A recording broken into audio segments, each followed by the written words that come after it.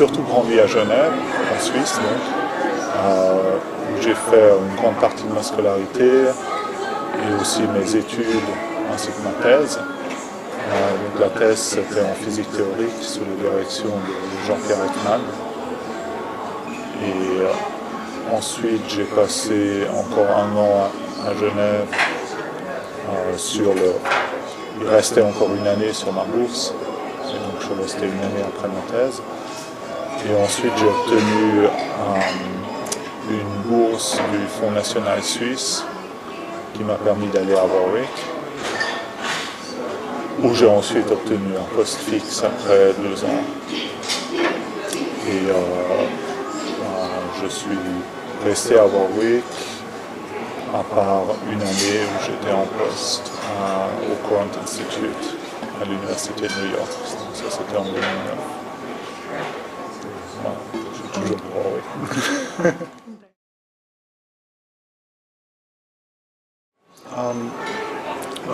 Bon, mon père est mathématicien déjà, donc ça aide. Il fait de l'analyse numérique. Donc, quand j'étais enfant, j'ai toujours pu lui poser des questions. Enfin, j'étais intéressé par ce qu'il faisait, comme je suppose que les enfants sont intéressés par ce que font leurs parents. Et il a toujours fait des efforts pour essayer d'expliquer autant que c'est possible d'expliquer à un enfant de 10-12 ans ce qu'il faisait. Donc, par ce biais-là, j'ai été exposé aux mathématiques très jeune. Ensuite, étant adolescent, j'étais intéressé pas juste par les mathématiques, mais par les sciences en général, surtout les mathématiques, la physique, aussi l'informatique. J'ai fait pas mal de programmation étant adolescent. Et ensuite, j'ai en fait commencé mes études dans le département de physique. J'ai fait une licence de maths en parallèle, mais mes études principales c'était en physique. Dans ma thèse, officiellement ma thèse était effectivement en physique théorique, mais mon directeur de thèse, je pense dans la plupart des universités, serait considéré comme un mathématicien et pas comme un physicien. Et le sujet de thèse, c'était vraiment le sujet de mathématiques. C'était le comportement à temps long d'équations à dérivée partielle stochastique.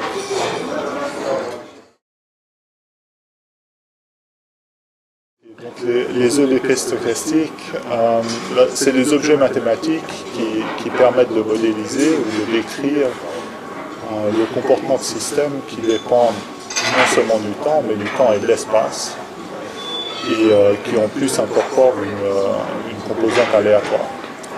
Donc un exemple qu'on pourrait donner, c'est celui d'un aimant.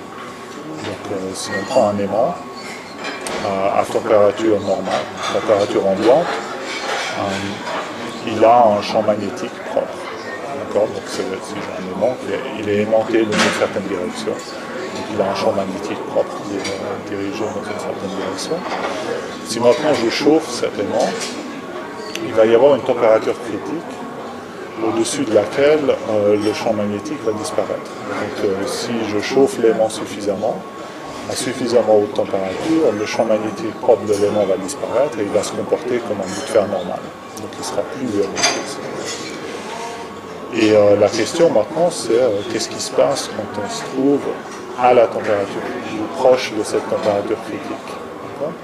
Donc quand on se trouve proche de cette température critique, le champ magnétique va commencer à faiblir et il va développer des fluctuations dans le temps et dans l'espace. Donc le champ magnétique va en fait dépendre de l'espace. Donc l'aimant va être aimanté dans différentes directions, à différents endroits.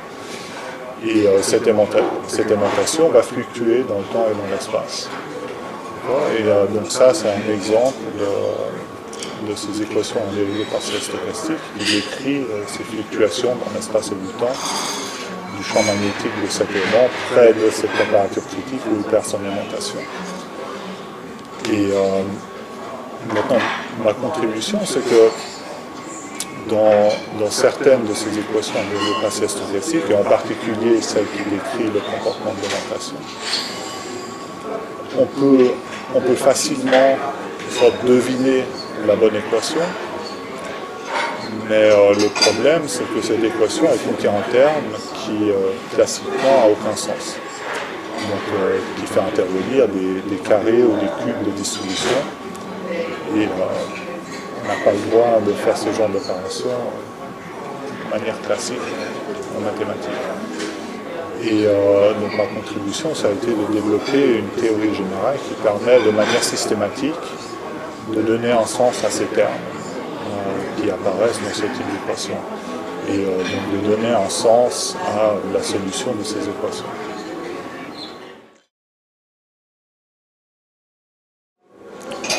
Donc il existe déjà une théorie qui s'appelle la théorie des rough paths. Je crois qu'en français ça a été traduit par les chemins rugueux et les fonctionnels rugueux suivant les gens. Qui permettent, qui dans certaines situations unidimensionnelles, donc dans lesquelles un système dépend par exemple que du temps, mais pas de l'espace, permet de donner sens à des produits de termes qui typiquement n'auraient pas de sens. Et donc cette théorie-là, elle a été développée par Terry Lyons au début pour donner sens pour donner une interprétation alternative aux solutions de l'équation différentielle stochastique. Donc ça, ce sont des équations qui décrivent par exemple l'évolution des prix des actions en bourse.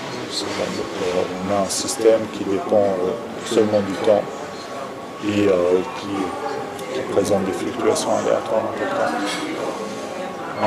Et cette théorie-là, c'était vraiment une théorie unidimensionnelle. Et donc a priori, il n'y avait pas vraiment de moyen de l'appliquer à des systèmes qui dépendent du temps et de l'espace. Donc ce que j'ai fait, c'est qu'au début, j'ai essayé de réfléchir à quelle était l'essence de cette théorie dans laquelle la théorie pouvait se réduire.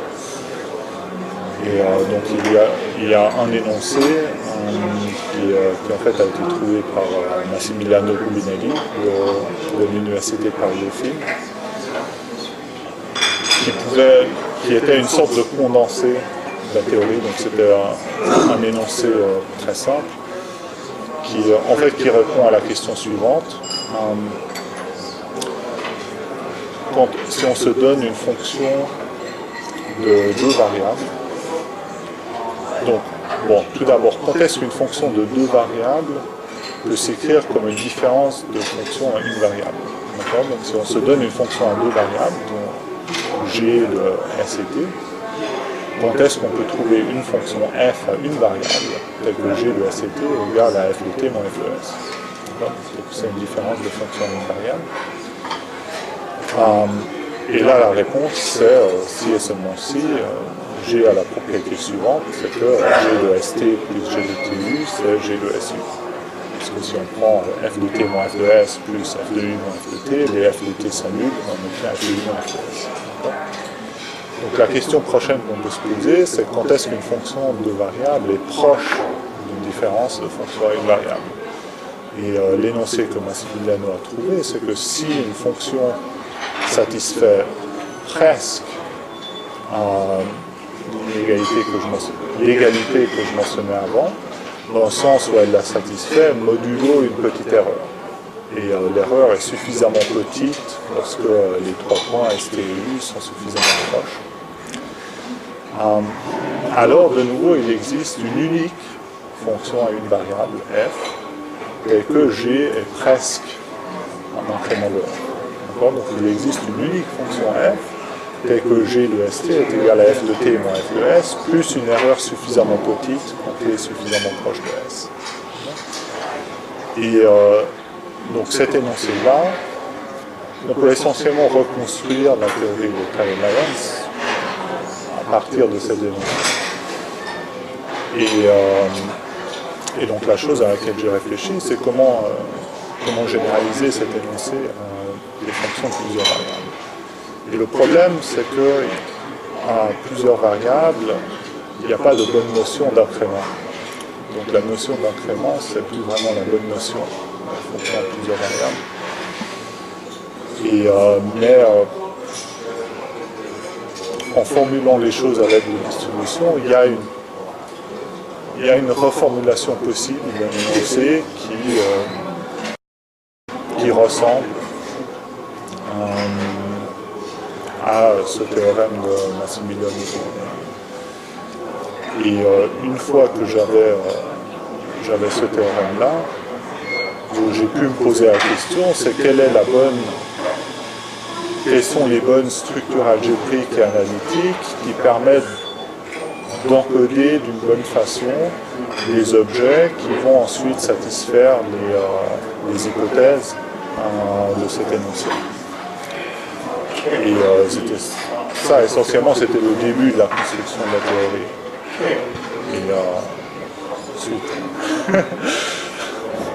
on part de là. Mais souvent, en tout cas pour moi, on part d'un énoncé assez simple mais fondamental, et ensuite on construit à partir de là.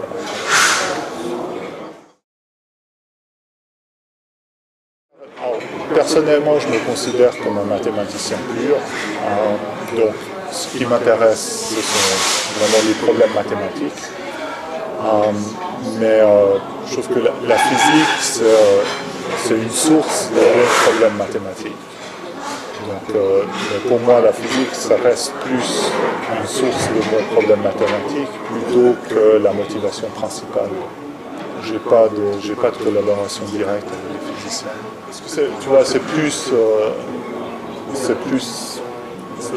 au niveau fondamental, de justification de certaines choses. Tu vois, c'est pas un outil calculatoire, ça rend rigoureux les intuitions que les physiciens ont. Tu vois, et donc, à la limite, ils s'en foutent que l'intuition soit bonne ou pas. Enfin, ils savent pour toi, ils disent, ouais, je savais qu'elle était bonne.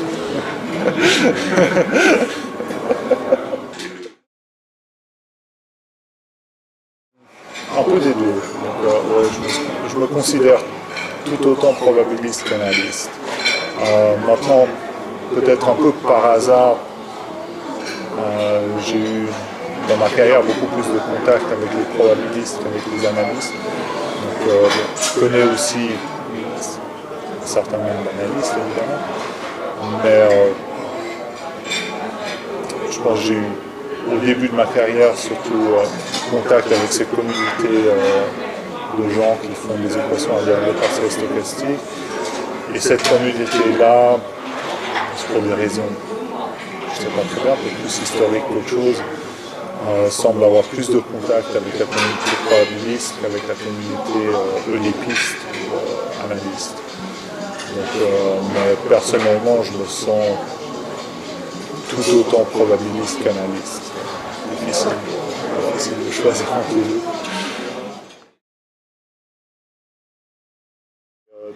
Même dans les EDP déterministes, il y a alors, typiquement la question de qu'est-ce que ça veut dire une solution est triviale. Donc dans ces équations à dérivées partielles stochastiques, cette question-là est déjà non triviale. Mais maintenant, une fois qu'on sait ce que ça veut dire une solution, il y a la question de l'existence des solutions, de l'unicité des solutions. Cette question-là, dans les équations que j'ai regardées pour l'instant, est essentiellement triviale, localement en temps et dans les domaines bornés. La question de savoir si les solutions existent pour tout temps, par exemple, c'est une question complètement séparée. Et ça, c'est exactement la même chose que dans les EDP déterministes. Par exemple, pour les équations de Navier-Stokes en 3 dimensions, obtenir des solutions locales pour des conditions initiales suffisamment régulières est complètement trivial. Obtenir des solutions globales a un problème à $1 million. Donc, c'est des problèmes complètement séparés qui n'ont absolument rien à voir. Donc, la théorie que j'ai développée permet de résoudre le premier type de problème. Mais bon, ça reste un outil quelque part nécessaire, même si on veut répondre au deuxième type de problème, parce qu'on a besoin de la théorie pour même se poser la question de qu'est-ce que c'est qu'une solution. a déjà un peu, enfin on a déjà pour certains des exemples, on a des résultats partiels, enfin il y a des choses parce que, par exemple pour l'équation qui décrit l'histoire de l'alimentation, celle-là, séparément, un des gros résultats de la théorie des champs constructifs, qui a été obtenu dans les années 70, c'était en fait la construction d'une mesure sur un espace de distribution qui formellement serait une mesure invariante pour l'équation dont je décris les solutions. D'accord ? Donc c'est une mesure sur l'espace sur les configurations d'aimantation en temps fixe, qui a la propriété que si on part avec une aimantation initiale aléatoire distribuée selon cette mesure, et qu'on la laisse évoluer au cours du temps, la distribution ne change pas. Donc l'aléa ne change pas. Et ce qu'on a une mesure invariante de ce type-là, c'est un peu l'équivalent stochastique d'avoir une borne a priori sur l'équation.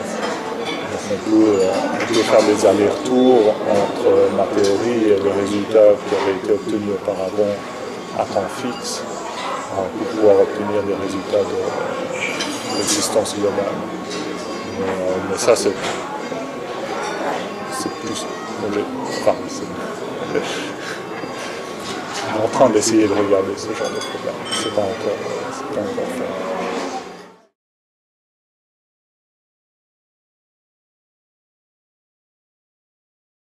C'est vrai que quelque part les probabilités sont dans l'air du temps. Enfin, les probabilités ont eu énormément de reconnaissance ces 10 dernières années, beaucoup plus que ce que j'ai eu auparavant. Donc, au tout début, quand les probabilités ont été introduites, elles n'étaient pas considérées comme des mathématiques par beaucoup de mathématiciens. Et même historiquement, de temps en temps, ça reste encore les départements de mathématiques séparés de départements de probabilité et statistique. Que maintenant, les probabilités sont vraiment reconnues comme domaine à part entière des mathématiques et comme domaine extrêmement important des mathématiques. Alors, maintenant, je ne sais pas si c'est une note passagère ou si c'est quelque chose qui va durer, si c'est juste dans l'air du temps, ou si c'est une tendance qui va s'amplifier. C'est vrai que souvent les probabilités permettent de construire des objets aléatoires qui ont certaines propriétés pour lesquelles il serait extrêmement difficile de construire un objet déterministe précis qui aurait ce type de propriété. Par exemple, si on prend le mouvement brownien, qui serait un des objets probabilistes de base, le planériste stochastique, c'est une réalisation typique du mouvement brownien, c'est une fonction continue qui a une certaine régularité, donc elle est la régularité eulerienne d'indices, tous les indices en dessous d'un demi, et elle n'est pas de régularité en demi à aucun point. Et si vous voulez construire une fonction déterministe qui aurait cette propriété-là, c'est extrêmement difficile. C'est très difficile de penser à une fonction précise qui a ce type de propriété. Alors que c'est extrêmement facile de construire une fonction aléatoire qui a ce genre de propriété presque sûrement.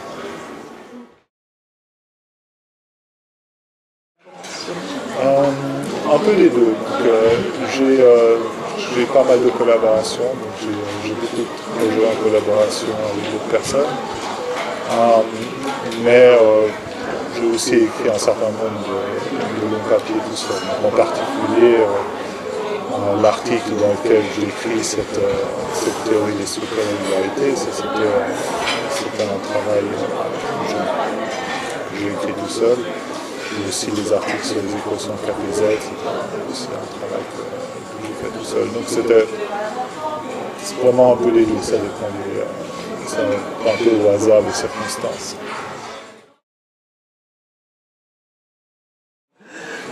de nouveau, ça dépend de la phase du travail. Donc évidemment, quand on est coincé sur un problème et qu'on cherche à avoir le point d'attaque, bon, ça peut venir n'importe quand, ça peut venir sous la douche, ça peut venir en faisant les courses, ça peut venir pendant une promenade. Ensuite, quand même, un gros du travail, c'est ensuite de mettre ça sur le papier.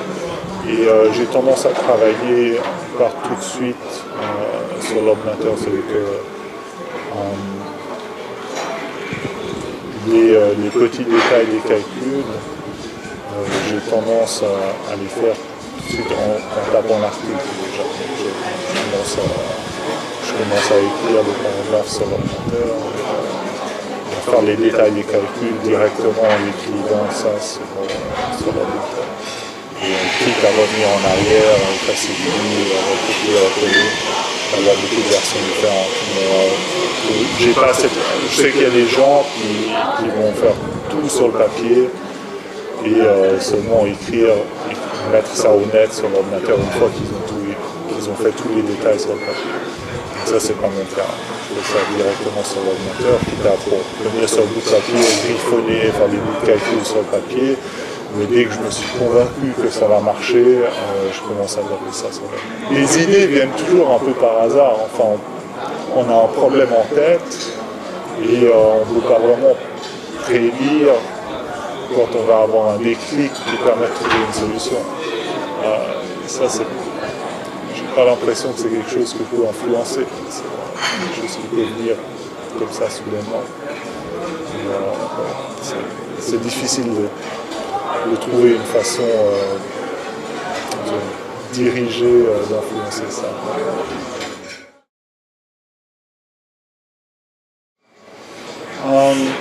Alors, bon, donc il y avait d'abord toute une... Il y avait toute une série de travaux d'abord où j'avais essayé d'adapter les résultats de Carey-Lyons et Luminelli à les équations où l'espace serait unidimensionnel, mais il y a quand même une direction du temps évidemment. Donc l'idée étant qu'à temps fixe, on n'a qu'une seule direction de l'espace, et donc on se retrouve dans un cas unidimensionnel, donc peut-être qu'on peut faire quelque chose. Donc là, il y avait déjà toute une direction de recherche. Et là c'était vraiment petit pas par petit pas. Ce n'était pas vraiment une grande inspiration. Par contre, ensuite, pour le développement de la théorie différente qui permet vraiment de passer à une dimension supérieure. Là, c'était... il y avait un moment précis où je me rappelle avoir... Enfin, c'est difficile à dire. Il y a eu un moment très précis. Il y a un moment très précis que je pourrais... Je sais qu'il y a un déclic qui s'est produit. Et où je savais que ça allait mener à cela. Alors c'est difficile d'écrire en tout cas. C'est un point relativement technique, mais là c'était vraiment un moment précis. Et j'avais, enfin en tout cas j'avais l'intuition que ça allait permettre de construire une théorie qui pourrait traiter ce genre de problème.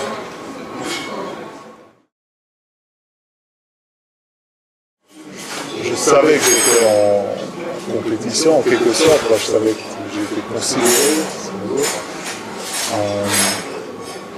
mais c'était le cas de beaucoup d'autres personnes. Je pense qu'il y a toujours une part d'aléatoire dans l'attribution de ces médailles, il y a toujours une part de chance, de timing. J'ai eu beaucoup de chance que le timing a très très bien joué. Mais j'aurais pas pensé que c'était suffisant pour obtenir cette médaille. Donc, quand j'ai reçu l'email d'Ingrid, c'était une grande surprise. C'était certainement pas une ambition que j'avais ni pendant mes études, ni pendant ma carrière de mathématicien. Donc j'ai pas travaillé dans l'optique d'obtenir une médaille Fields ou de gagner d'autres prix prestigieux. J'espère que ça ne va pas changer ma façon de travailler. Maintenant, je ne sais pas encore vraiment ce qui m'attend. Et ça on verra. Mais en tout cas, j'ai l'intention de continuer à faire de la recherche en mathématiques et de carrément mener ça. Malgré, je suppose que je vais avoir des responsabilités que je n'avais pas jusqu'alors. Mais non, enfin, j'ai l'intention de continuer à faire de la recherche.